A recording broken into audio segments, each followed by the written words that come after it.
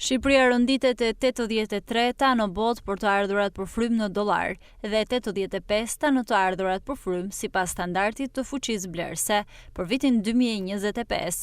Të dhënat janë bërë të ditura në faqen zyrtare të Fondit Monetar Ndërkombëtar, ndërsa të dy këto tregues e pozicionojnë vendin tonë në të fundit në Europë.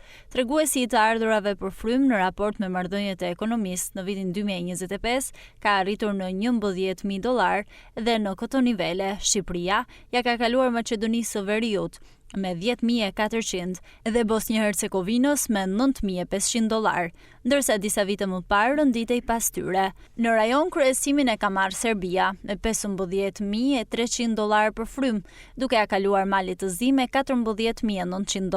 Ndërkohë shteti më i varfër i Europës vijon të mbetet Kosova me $8.020 për banor. Shqipëria është favorizuar vitet e fundit nga ngërçi i euros dhe dollarit, duke rritur automatikisht të ardhurat për frymë të popullatës.